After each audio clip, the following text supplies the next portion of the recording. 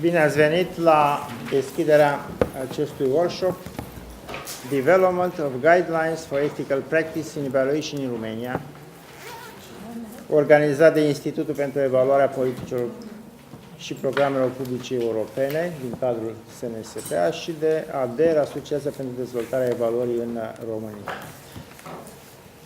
Ne bucurăm că avem alături de noi trei colegi și prietene din Israel, dr. Barbara Rosenstein, dr. Ruthie Lustig și dr. Yehudi Zamir.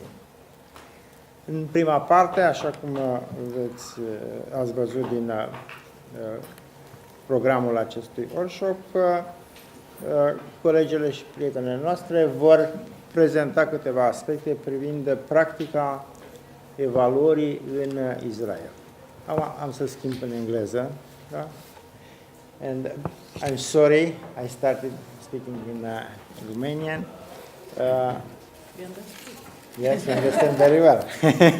And I hope you will understand better and better. Yeah, definitely. Yeah. And I would like to invite you to have a presentation, and I think Barbara will start. Okay. I'll stand up for just a minute. Raise the camera. My name is Barbara Rosenstein, and this is the second time that I've come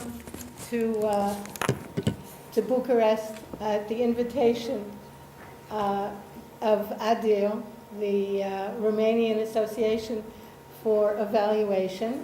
And it's a real pleasure. Last time I was here, I was impressed by the curiosity and the intelligence of the students. And I'm very happy to be here again with my two colleagues. And we're here in the project sponsored by Eval Partners, which is an international organization for cooperation and evaluation. And it's called the Peer-to-Peer Project. Have you heard about that? Yes, okay. So we are the peers, and we're going to exchange ideas and knowledge so we all come out knowing more. I just want to tell you a little bit about the idea of evaluation and whether this is the way you look at evaluation in Romania or whether you're at a different stage in evaluation. This is a cartoon that says, this is the boss, the government, or the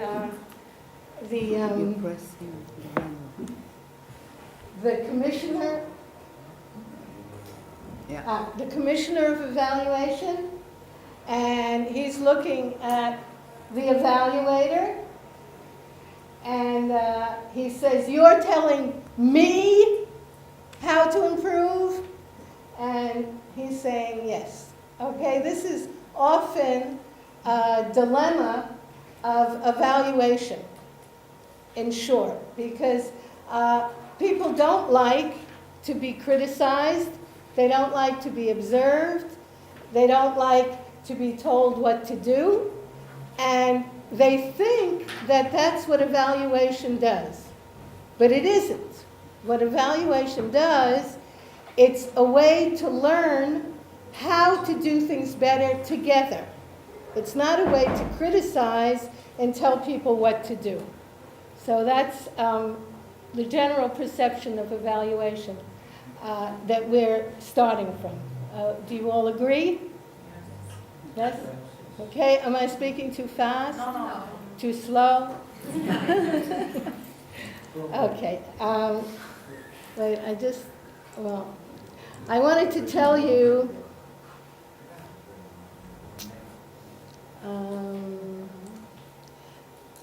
why doesn't it go back? Okay.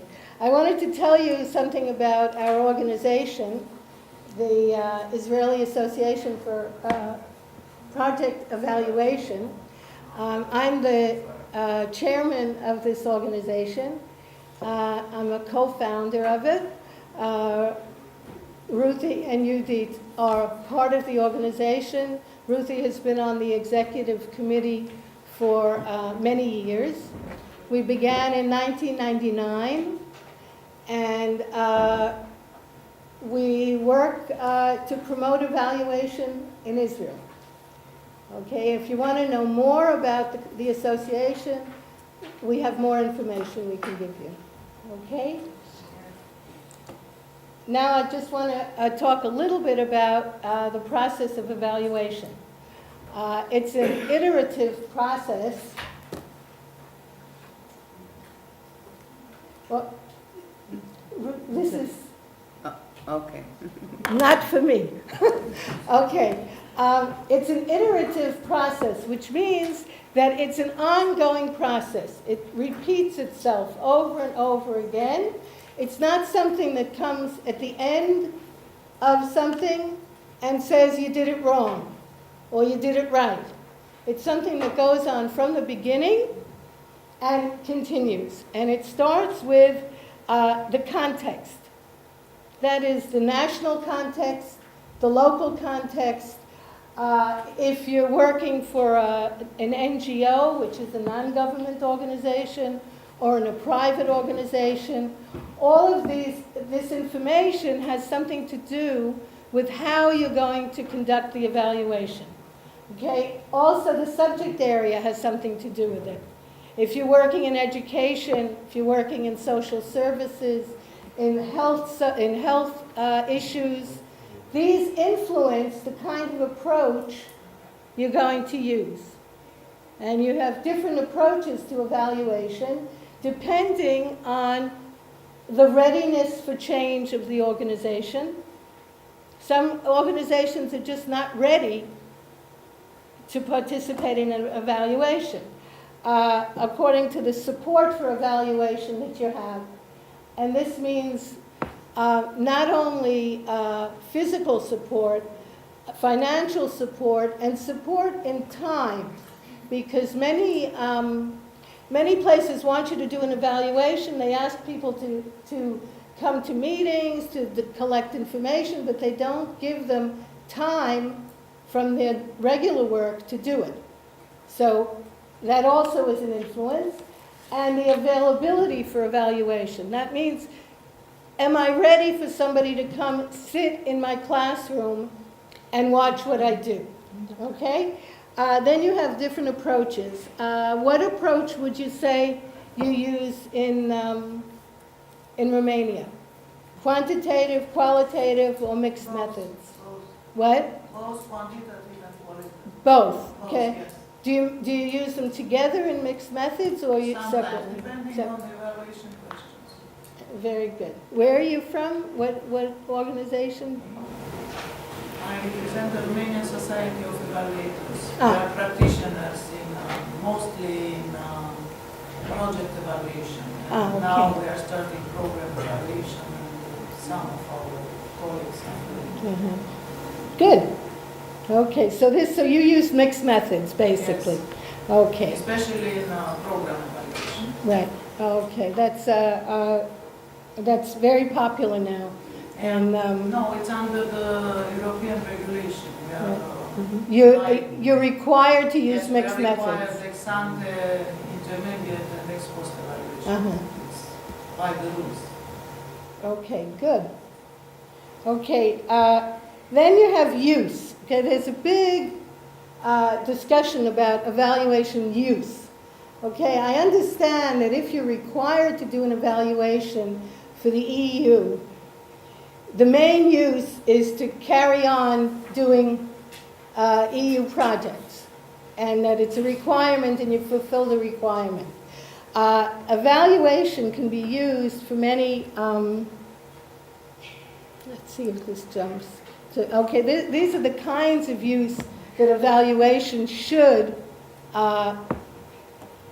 engender, okay? For decision making, whether you're going to disseminate the project, continue the project, cancel the project. Okay, for organizational learning, that's a very big use for evaluation. To have somebody come in and help an organization learn from what they do. Learning about the intervention and how it operates so that it can be disseminated.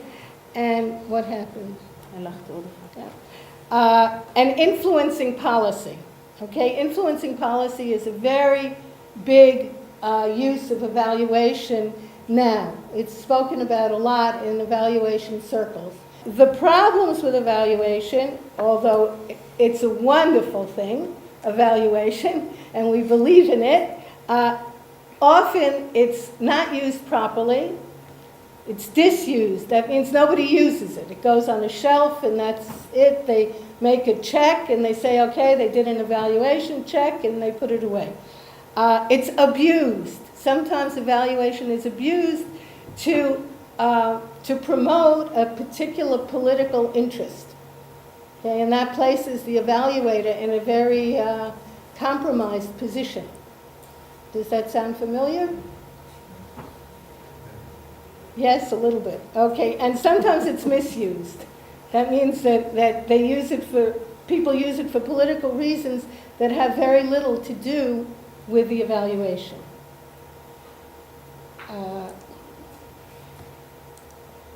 Okay, this is another view of evaluation. Use is in the middle. I don't know if you're familiar with Michael Patton. That's his, the main thrust of his work has been utilization of evaluation. And you have to take into consideration these four elements: the context, the method, the audience, and credibility. Credibility is very important, and evaluators have to prove their credibility. That is, people have to trust them, they have to provide the right information, accurate information, and they have to believe what the findings are. Otherwise, nobody will use it. Okay, why Israel? Okay, so the three of us come from Israel, and why is Israel interesting? Okay, besides the fact that it's sunny and warm and the skies are all blue, okay, it's a relatively young country, so that the evaluation practice has grown up through the field.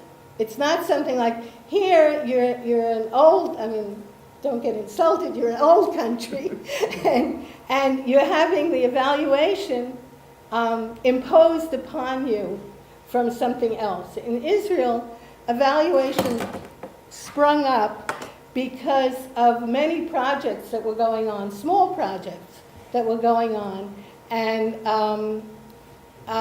the people who were funding these programs wanted evaluation. So that's one of the things, and they were started basically in NGOs, which are non-government organizations.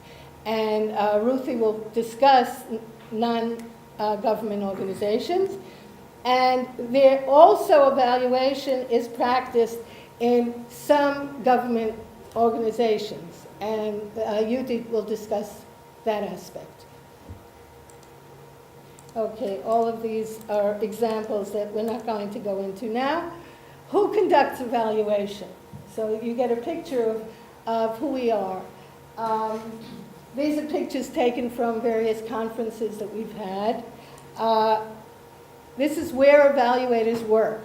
And I don't know how this looks in terms of Romania, but you can see that most evaluators work in education, social programs, welfare, social services. All of these are connected to government ministries now. But many of them began as NGOs. That's where most of them work, okay? And where do most evaluators in Romania work? Not in the government. Not in the government. No. Not in the government.